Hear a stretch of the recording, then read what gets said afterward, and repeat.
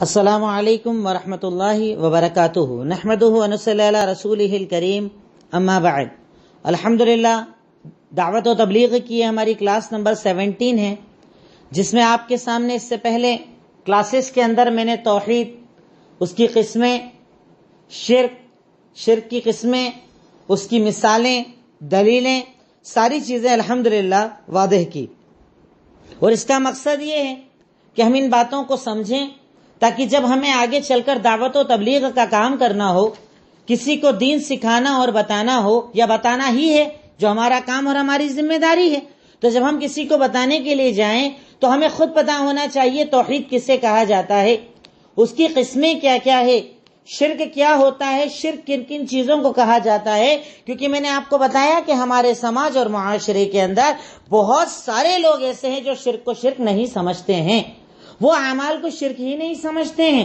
انہیں یہ لگتا ہے ہمارا عمل صحیح، ہمارا کام صحیح، ہمارا طریقہ صحیح، یہ ہم کو بتانے والے غلط بتا رہے ہیں، یہ ہم کو روکنے والے غلط روک رہے ہیں، تو اس لیے ہم نے یہ جانا کہ توحید کسے کہتے ہیں اور شرک کسے کہتے ہیں۔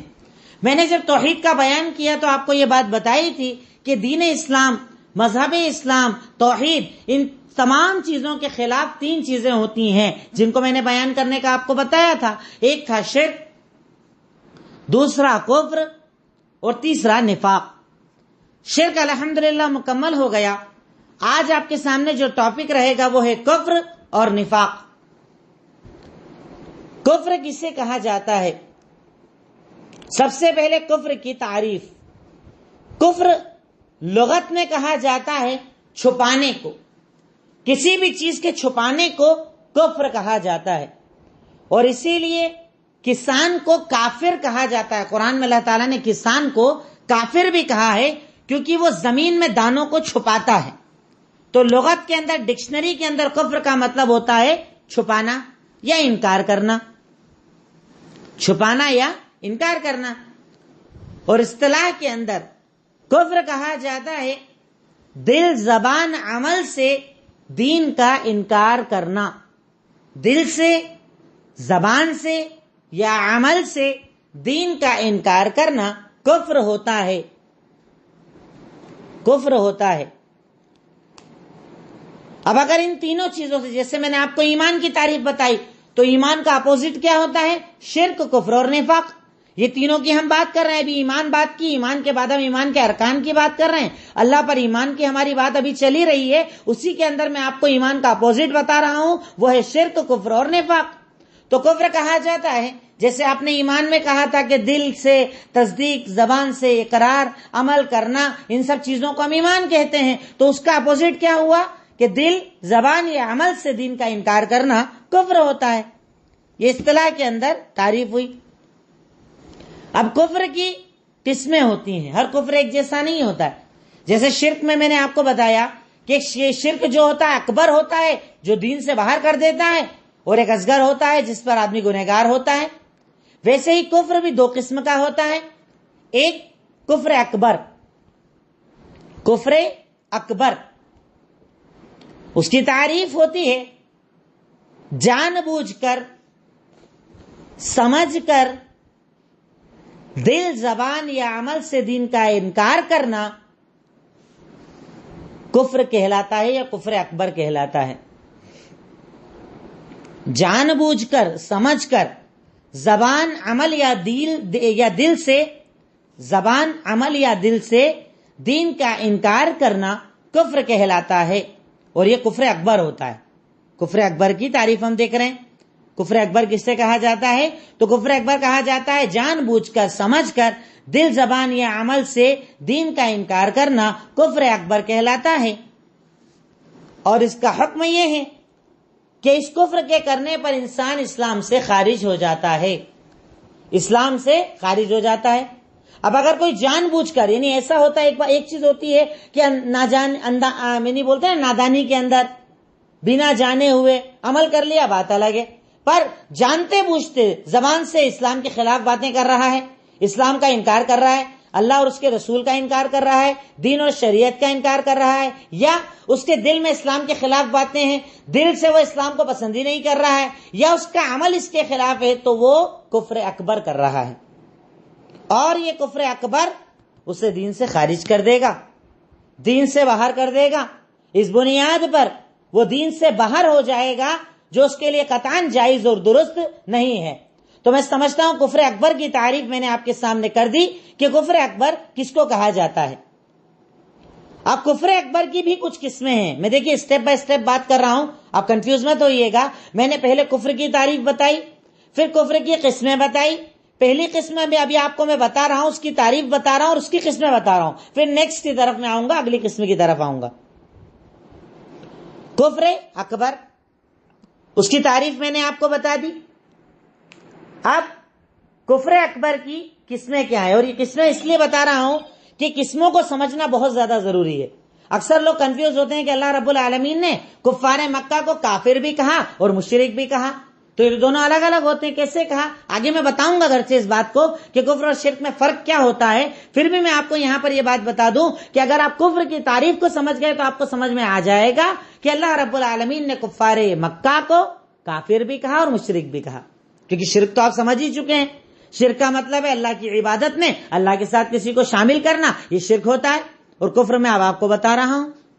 تو کفر کی 4 قسمیں ہوتی ہیں۔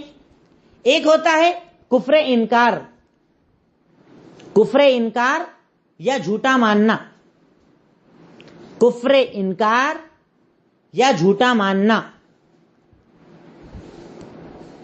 اب کفر انکار یا جھوٹا ماننا کسے کہتے ہیں؟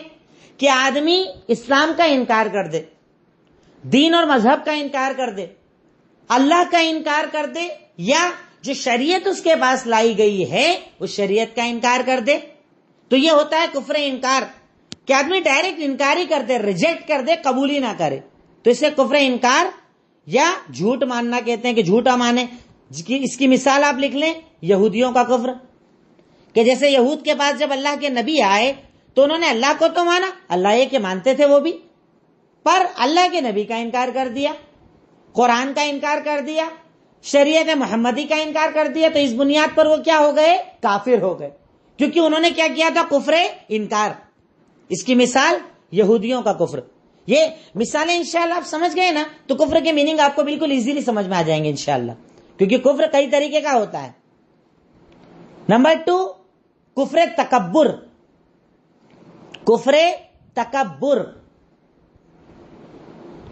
اس کا مطلب یہ ہوتا ہے کہ آدمی یہ تو مانے کہ اللہ ایک ہے، اللہ تعالیٰ نے اس کائنات کو بنایا ہے، سب ہے، پر تکبر، ایگو اور ایٹیٹیوڈ کے اندر آ کر شریعت کا انکار کر دے۔ کفر تکبر کا مطلب کہ ایگو اور ایٹیٹیوڈ کے اندر انسان اسلام کا انکار کر دے، اسے کفر تکبر کہا جاتا ہے۔ کہ حق کو جانتا ہے وہ، اللہ کو جانتا ہے وہ، ایمان کو جانتا ہے وہ، پر تکبر کی وجہ سے انکار کر دے۔ اور اس کی مثال ابلیس کا کفر۔ بھائی ابلیس تو جانتا تھا نا کہ اللہ تعالیٰ ایک ہے، اللہ تعالیٰ نے اس کائنات کو بنایا ہے، پر وہ کافر کیوں ہوا؟ کیونکہ اس نے حضرت آدم کے سجدے سے انکار کیوں کیا تھا؟ انا خیر منہ، میں اس سے افضل ہوں، میں اس سے بہتر ہوں، تکبر کیا تھا، تکبر۔ اور اس کی دوسری مثال لکھیے گا جو آپ کو سمجھانا ہے مجھے، وہ ہے کفار مکہ۔ کفار مکہ کو ہم کافر کہتے ہیں نا، تو کفار مکہ کو کافر کہنے کی وجہ کیا؟ وہ اللہ کے منکر تھوڑی تھے، وہ تو اللہ کو ایک مانتے تھے نا، بولتے تھے اللہ تعالیٰ ہے، اس کائنات کو بنانے والا، آسمان زمین کو بنانے والا، پر کیا کیا انہوں نے؟ تکبر کی وجہ سے اللہ کے نبی کا انکار کر دیا، اسلام کا انکار کر دیا، شریعت کا انکار کر دیا، تو انہوں نے جو کفر کیا اس کفر کو کیا کہا جاتا ہے؟ کفر تکبر۔ اور میں سمجھتا ہوں کہ اگر یہ بات آپ کے سمجھ میں آ جائے تو آپ کو سمجھ میں آ جائے گا کہ کفار مکہ کو کافر اور مشرک دونوں کیوں کہا جاتا ہے، کیونکہ شرک تو آپ کو پتہ ہی چل گیا، پیچھے میں نے بتا دیا کہ اللہ تعالیٰ ایک ہے وہ جانتے تھے، اور اس کے بعد بھی انہوں نے بتوں کو اللہ کا شریک بنا دیا تھا، عبادت میں شرک کرتے تھے، تو اس بنیاد پر وہ مشرک بھی تھے اور کافر بھی تھے۔ تو ایک آدمی مشرک بھی ہو سکتا ہے اور کافر بھی ہو سکتا ہے، پر دونوں کی تعریف الگ ہے، دونوں کے میننگ الگ ہے، دونوں کا ترجمہ الگ ہے۔ میں سمجھتا ہوں یہ بات آپ کے سامنے انشاءاللہ کلیئر ہو جائے گی اگر آپ اس بات کو سمجھ جائیں کہ کفر، ورنہ کئی لوگ کیا بولتے ہیں، ارے کفر کی تعریف تو ہے انکار کرنا، اور شرک کا مطلب ہے اللہ کے ساتھ کسی کو اللہ جیسا ماننا، اور کفار مکہ کو تو دونوں بولا ہے، تو ایسا کیوں بولا؟ تو آپ کو سمجھ میں آ جائے گا کہ کفر کا مطلب صرف انکار کرنا، ایسا نہیں کہ پورے دین کا انکار۔ انکار کا مطلب ہے تکبر والا انکار، کہ آدمی جانے حق کیا ہے پر ایگو کے اندر آ کر، تکبر کے اندر آ کر اس کا انکار کر دے. اور اس کی مثال ابلیس اور کفار مکہ کہ وہ اللہ کو جانتے تھے پر اللہ کے نبی کا انکار کر دیا، دین کا انکار کر دیا، شریعت کا انکار کر دیا تکبر کے اندر آ کر. تم ہم کو بتاؤ گے، تم نئی بات لے کر آئے ہو، ہمارے ابا دادا کو چھوڑ دیں تمہارے بولنے پر، اتنے سارے بتوں کو چھوڑ دیں. اب بتوں کو بھی مانتے تھے اور اللہ کو ماننے کا بھی دعویٰ کرتے تھے. آسمان کا میں نے پیچھے آپ کو بتایا ہے نا، آسمان کا بنانے والا کون، زمین کا بنانے والا کون، تو بولتے تھے اللہ. پھر بتوں کو کیا کرتے تھے؟ اللہ کا شریک بناتے تھے. تو اس وجہ سے وہ مشرک بھی تھے اور کافر بھی تھے. بات انشاءاللہ میں سمجھتا ہوں آپ کو سمجھ میں آ گئی ہوگی. نمبر 3، کفر نفاق. یہ بڑا خطرناک کفر ہوتا ہے، کفر نفاق. کفر نفاق کے سامنے زبان سے تو ایمان کا اظہار کیا جائے پر دل میں کفر چھپایا جائے. زبان سے اسلام کا، اللہ کے نبی کا اقرار کیا جائے پر دل کے اندر کفر چھپایا جائے، اسے کہا جاتا ہے کفر نفاق. اور اس کی مثال کون تھے؟ منافقین مدینہ کے منافق. یہ لوگ یہی کرتے تھے نا. مدینہ کے اندر جب اللہ کے نبی آئے تو ان کو لگا اسلام آ گیا ہے، اگر ہم اسلام میں نہیں آئیں گے تو ہماری عزت کم ہو جائے گی، اس لیے کیا کرو، منہ سے تو بول دو مسلمان پر پیٹھ پیچھے سازشیں کرتے رہو، دل میں کفر چھپا کر رکھو. عبداللہ بن سبا جو آیا تھا مسلمانوں کے اندر مسلمان بن کر ثابت کرتا تھا، عبداللہ بن ابی بن سلول، یہ لوگ وہی تو تھے مدینہ کے منافق کہ جن لوگوں نے زبان سے تو اقرار کر لیا تھا پر دل کے اندر ان کے ایمان نہیں تھا. یہاں پر رک کر آپ یہ بھی سمجھ لیجئے کہ کوئی آدمی اگر زبان سے کلمہ پڑھ بھی لے، اگر دل میں ایمان نہیں، عمل میں ایمان نہیں، تو اللہ کی نظر میں وہ مومن نہیں ہے. ہمارے ہاں تو بس زبان سے پڑھ لیا کافی ہے، زبان سے پڑھ لینے سے جنت مل جائے گی. بے عملی کی زندگی، دین سے دوری کی زندگی، میں یہ نہیں کہتا ہوں کہ اس کو ڈائریکٹ کافر کہا جائے گا، پر یہ بہت بڑا درجہ ہے.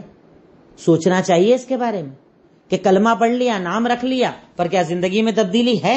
اور اگر نہیں تو مجھے اور آپ کو اپنے حالات پر غور کرنا چاہیے کہ ہمارا انجام کیا ہوگا، ہمارا معال، ہمارے لوٹنے کی جگہ کیا ہوگی. ہمیں اس بات پر بہت زیادہ غور کرنا چاہیے. نمبر 4، کفر شک.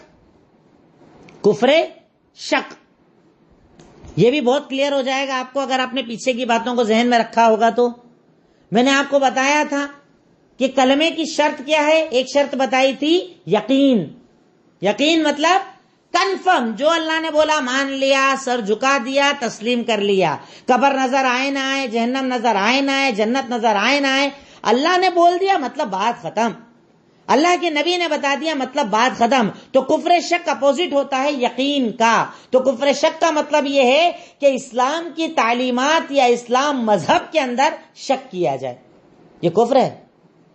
یہ کفر ہے کہ آدمی شک کرے اللہ ہے کہ نہیں ہے، جنت ہے کہ نہیں ہے، جہنم ہے کہ نہیں ہے، پتہ نہیں ایسا ہوگا بھی کہ نہیں ہوگا، پتہ نہیں مرنے کے بعد پیدا کیے جائیں گے کہ نہیں کیے جائیں گے. اور اس کے اندر بھی آپ کفار مکہ کی مثال لکھ سکتے ہیں. ان کے اندر کفر شک بھی تھا. ارے تم بولتے ہو مرنے کے بعد جب ہم مٹی بن جائیں گے، گل جائیں گے، اور تم بول رہے ہو دوبارہ پیدا کیے جائیں گے، ایسا کوئی ہوگا کیا؟ اللہ نے 50 جگہ قرآن کے اندر اس بات کا رد کیا ہے. قرآن کے اندر 50 جگہ ان کے اس کفر کا رد کیا ہے، کیونکہ وہ لوگ دین میں شک کرتے تھے، اللہ کے نبی کی تعلیمات پر شک کرتے تھے. اس بنیاد پر اللہ رب العالمین نے انہیں کافر کہا. تو کفر اکبر 4 قسم کا ہوتا ہے: کفر انکار یا جھوٹ ماننا، کفر تکبر، کفر نفاق اور کفر شک. میں سمجھتا ہوں کہ یہ باتیں انشاءاللہ آپ کے سامنے کلیئر ہو گئی ہوں گی. نمبر 2، کفر کی دوسری قسم کفر اصغر. کفر اصغر چھوٹا کفر. اور چھوٹا کفر کہا جاتا ہے اللہ کی نعمتوں کی ناشکری کرنا. اس کی تعریف میں پوری بتا رہا ہوں، پوری لکھنا. اللہ کی نعمتوں کی ناشکری کرنا اور کمال ایمان نہ رکھنا، یعنی ایمان کا جو کمال درجہ ہے وہ نہ رکھنا. اللہ کی نعمتوں کی ناشکری کرنا اور کمال ایمان نہ رکھنا کفر اصغر کہلاتا ہے. اللہ کی نعمتوں کی ناشکری اور کمال ایمان نہ رکھنا کفر اصغر کہلاتا ہے. اس کا حکم کیا ہے؟ میں آپ کو دیکھیے سارے شرک کا حکم بتایا، میں نے آپ کو کفر کا حکم بتایا، میں سب کا حکم بھی آپ کو بتاتے جا رہا ہوں۔ کفر اصغر کا حکم کیا ہے؟ انسان اس سے اسلام سے خارج تو نہیں ہوتا پر بہت بڑا گنہگار ہو جاتا ہے۔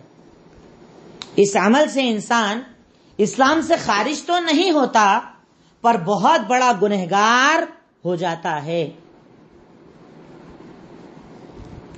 اور اس کی دلیل آپ لوگ چاہیں تو ایک مثال لکھ لیں یا دلیل لکھ لیں کہ کیا کفر کہا جاتا ہے کسی اور گناہ کو بھی کفر کہا جاتا ہے؟ تو ہاں، گناہ کو بھی کفر کہا جاتا ہے۔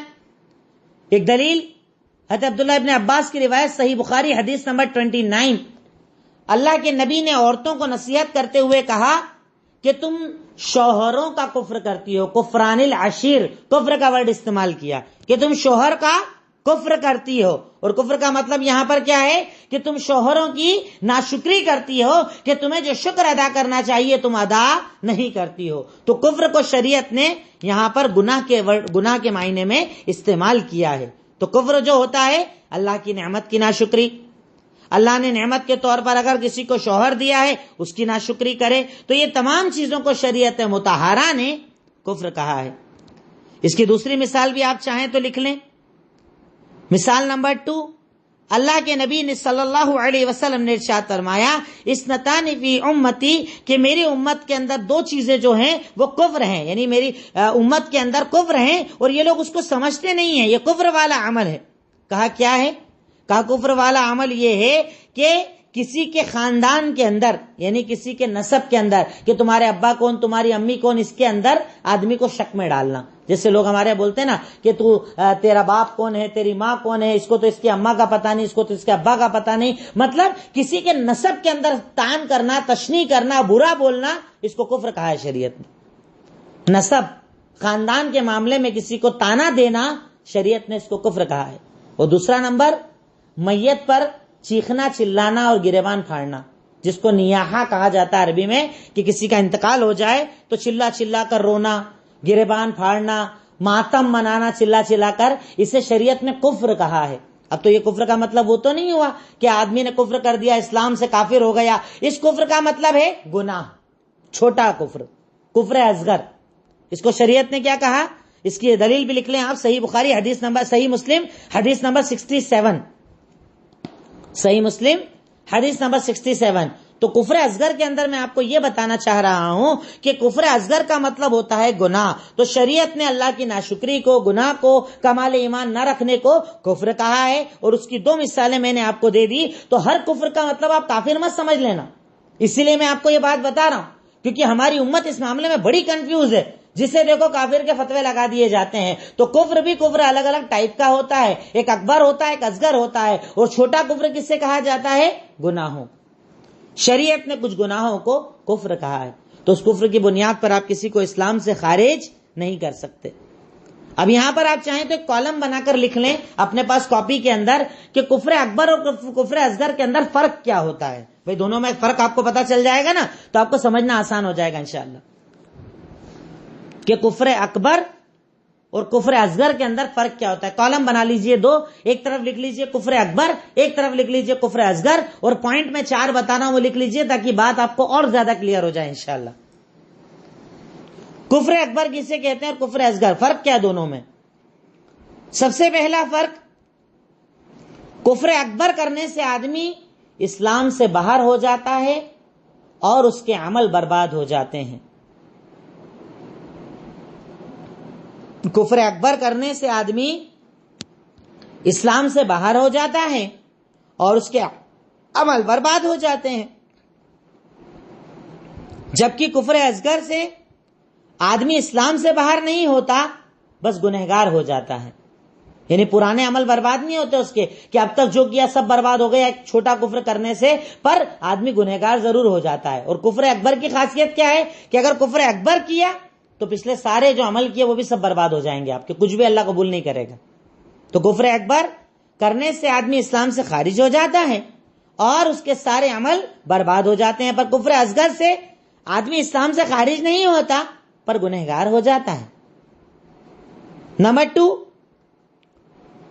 کفر اکبر کرنے والا اگر اسی حالت میں مر گیا تو ہمیشہ جہنم کے اندر رہے گا. کفر اکبر کرنے والا اسی حال میں مر گیا تو ہمیشہ جہنم میں رہے گا. پر کفر اصغر کرنے والا جہنم میں جائے گا اگر گناہ زیادہ ہیں، پر اللہ معاف کر کے اسے بعد میں جنت دے دے گا. دونوں میں فرق سمجھ رہے ہیں آپ؟ کفر اکبر اگر کیا اور اسی حالت میں مر گیا تو آدمی جہنم کا ہمیشہ کا جہنمی ہو گیا. کفر اصغر کیا تو جہنم میں تو جائے گا گناہ کی بنیاد پر اللہ تعالیٰ جب چاہے گا اسے معاف کر کے جنت دے دے گا. یہ دوسرا فرق ہے. تیسرا، کفر اکبر کرنے والا مرتد مانا جاتا ہے، یعنی اسلام سے، جیسے آپ نے اسلام قبول کیا پھر کفر کر لیا تو اب آپ مرتد مانے جاؤ گے، اور اگر اسلامی حکومت ہو تو آپ کی سزا ہے کہ آپ کو قتل کر دیا جائے گا. پوائنٹ نمبر 3 کہ کفر اکبر کرنے والے کو مرتد سمجھا جاتا ہے اور اسلامی حکومت میں اس کی سزا قتل ہوتی ہے. پر کفر اصغر کرنے پر انسان مرتد بھی نہیں ہوتا ہے اور اس کا خون حلال بھی نہیں ہوتا ہے. مطلب گنہگار ہوتا ہے، پر اس کا مطلب یہ نہیں کہ آپ بول دو کہ ارے یہ تو باہر ہو گیا، یہ تو مرتد ہو گیا. آپ مرتد نہیں بول سکتے اس کو. یہ پوائنٹ نمبر 3 ہے کہ آدمی کفر اکبر اگر کر لے تو وہ مرتد مانا جاتا ہے اور اسلامی حکومت کے اندر اس کی سزا موت ہوتی ہے.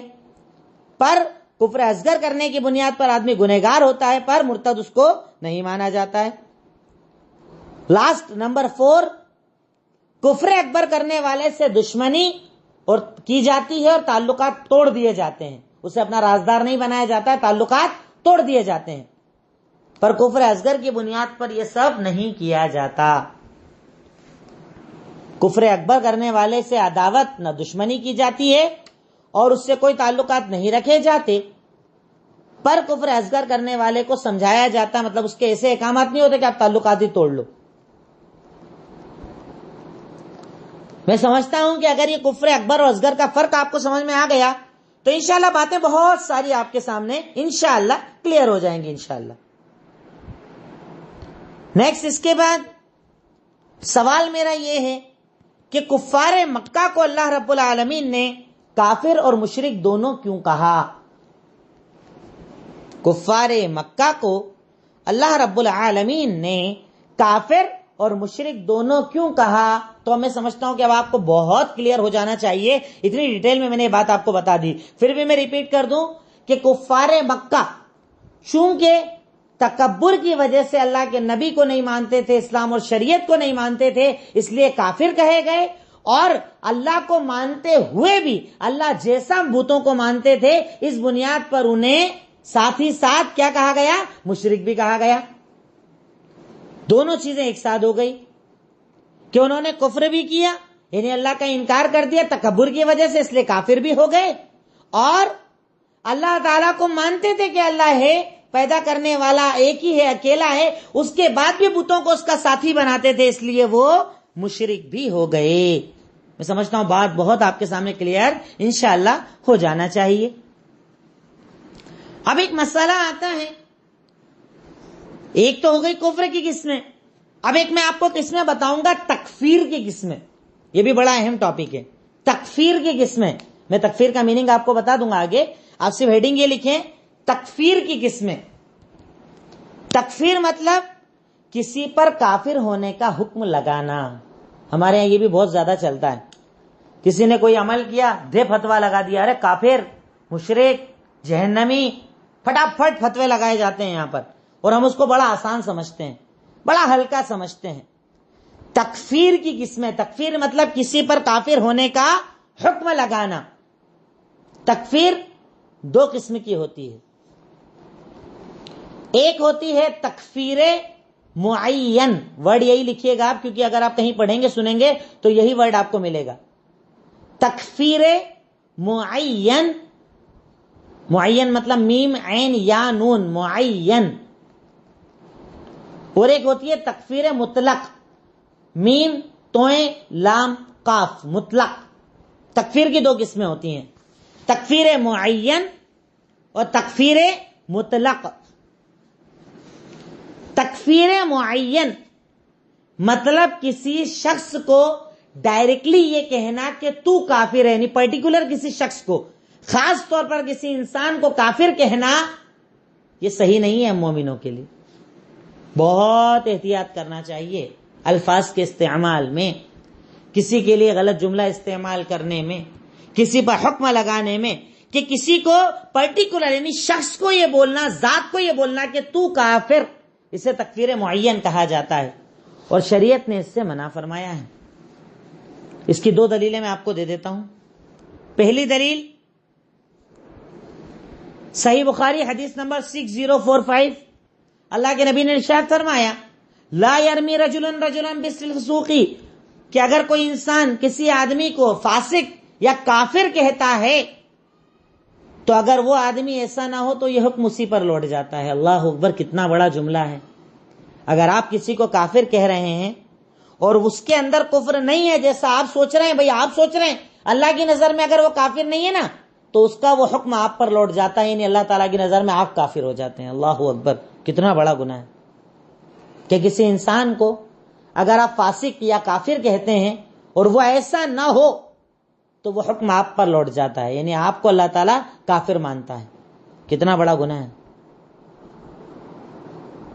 نمبر 2، دلیل نمبر 2، صحیح بخاری حدیث نمبر 6104،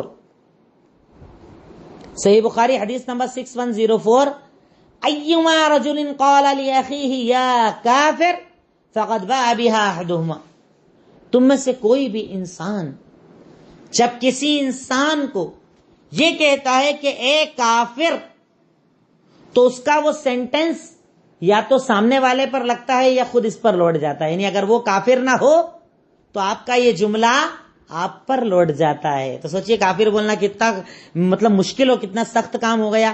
کیا پرٹیکولر کسی شخص کو یہ کہیں کہ تو کافر ہے تو ہمیں ایسا جملہ استعمال نہیں کرنا چاہیے.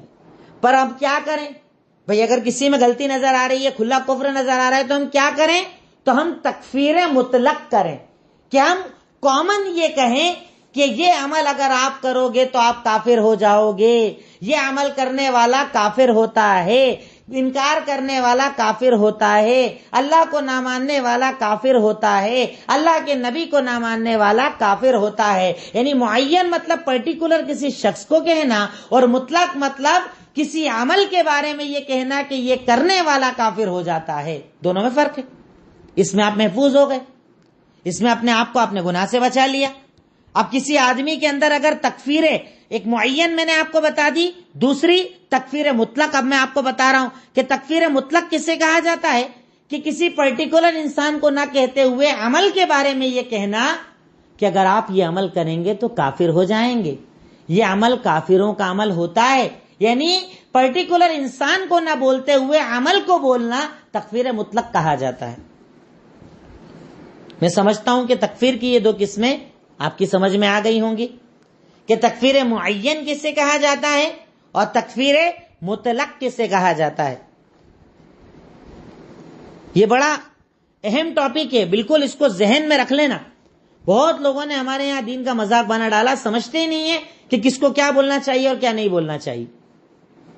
تو تکفیر مطلق اور تکفیر معین یہ دونوں میں نے آپ کے سامنے کلیئر کر دیا. ٹھیک ہے، تو میں آپ کے سامنے بات کر رہا تھا تکفیر کی. اور دیکھیے مطلب باتوں کو میں چاہتا ہوں نا بہت سمجھیے گا، کچھ بھی کنفیوژن ہو تو آپ اسی کلاس میں مجھ سے دوبارہ پوچھ لیجئے گا. میں نے آپ کو کفر کی قسمیں کفر کی تعریف بتا دی، کفر کی 2 قسمیں بتائی، کفر اکبر، کفر اصغر. اکبر کی پھر 4 قسمیں بتائی، دونوں کا حکم بتایا اور دونوں کا فرق بتا دیا. کفار مکہ کو کافر اور مشرک دونوں کیوں کہا جاتا ہے یہ آپ کو بتا دیا. پھر میں نے اسپیشلی ایک مسئلہ آپ کو تکفیر کا بتایا کہ کسی کو کافر کہنا یا حکم کسی کے اوپر لگانا یہ کیسا ہے. تو اس کی 2 قسمیں، معین اور مطلق، اور دونوں کا حکم بتا دیا کہ معین غلط ہے، ہمیں استعمال نہیں کرنا چاہیے. مطلق آپ بول سکتے ہیں.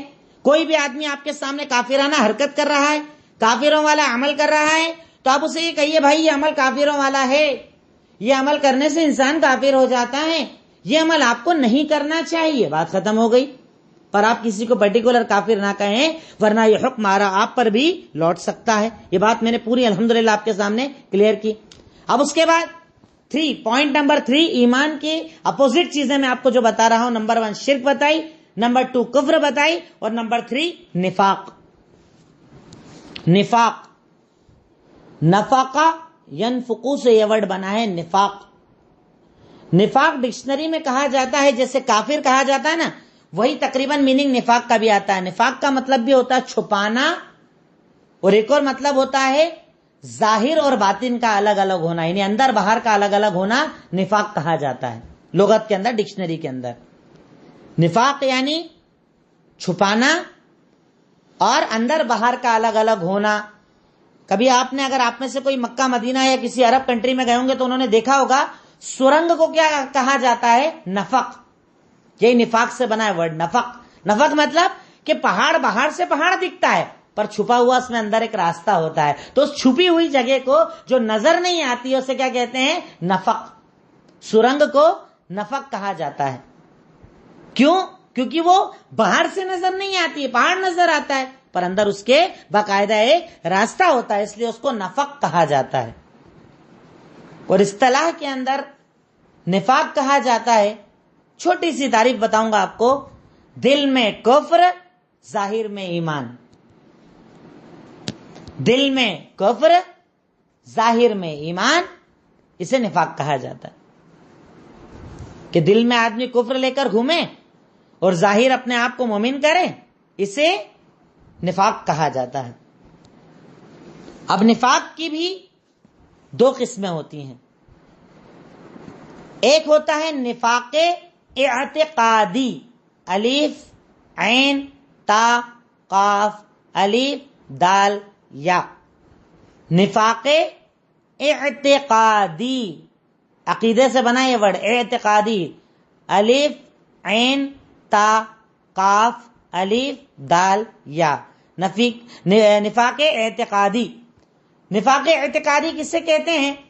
ظاہر میں ایمان رکھنا، داخل میں کفر رکھنا. جو آپ نے اوپر تعریف لکھی ہے نا، وہی تعریف اس کی لکھ لیجئے کہ اندر کفر لے کر گھومنا اور ظاہر میں لوگوں کو ایمان دکھانا، اسے نفاق اعتقادی کہا جاتا ہے.